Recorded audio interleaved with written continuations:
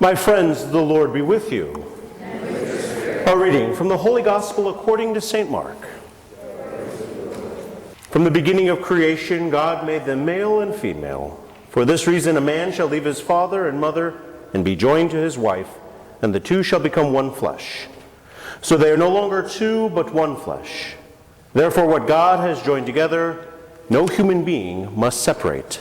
So unbeknownst to Alicia and David is every couple that I've had the privilege to walk with ends up getting a nickname. Now obviously I know you're not a huge fan of some nicknames that people give you, taking a D away for example, but you guys are the exacting couple.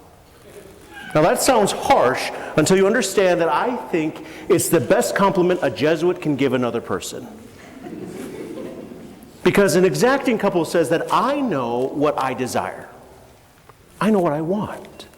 And I bring that desire, that prayer, that tenacity, that knowledge to God to be transformed.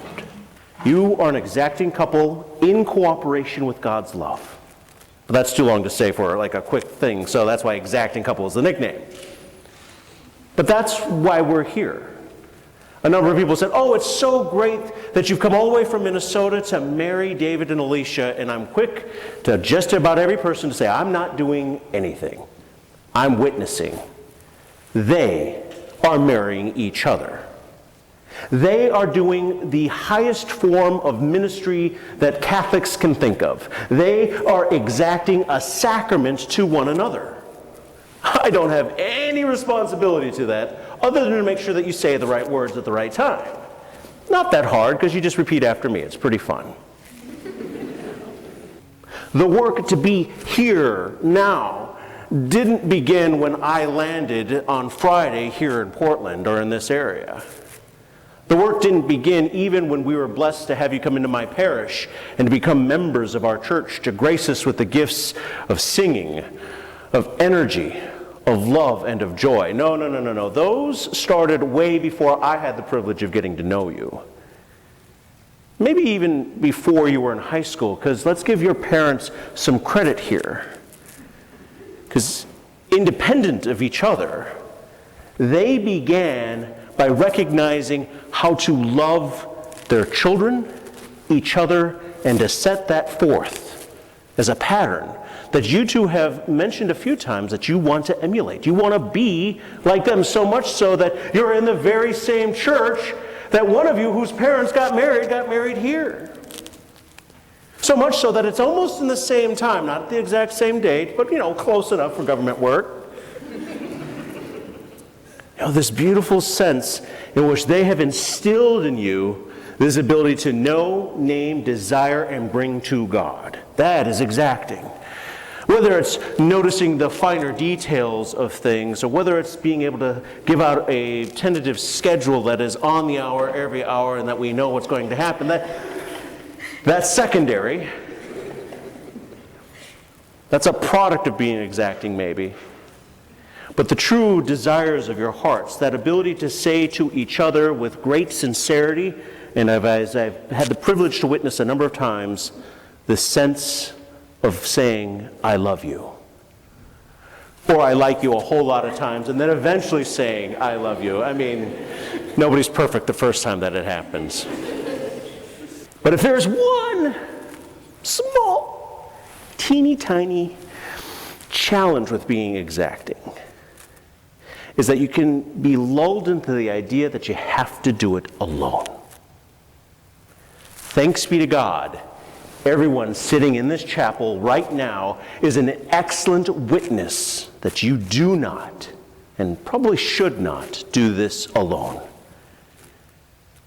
If you could stand and look and see each of these people desiring nothing but the best for you in this moment. That didn't start when they walked through the threshold of these doors.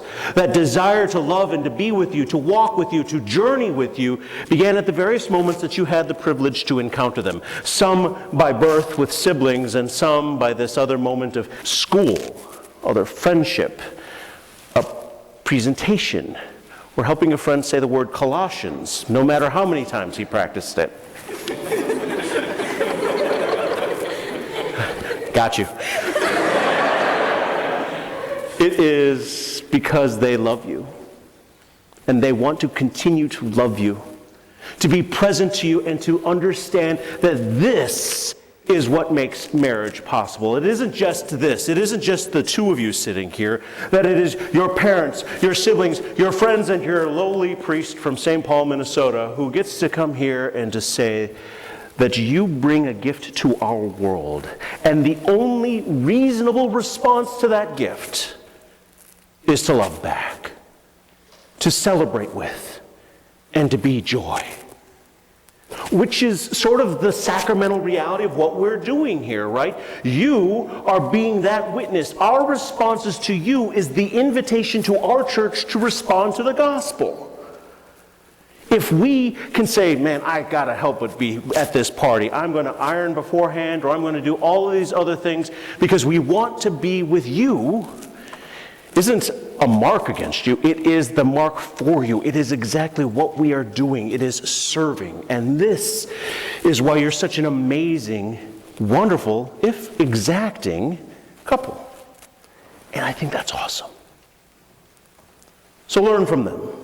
Because today, as we sit here, as we participate in a few moments, when we recognize the sacrament that will be done before us, we recognize that it is happening in real time. We're witnessing God's grace being made manifest in a tangible, real way, that they become grace itself. The church recognizes this as a feast day. The whole church celebrates your day as a feast because you're getting married.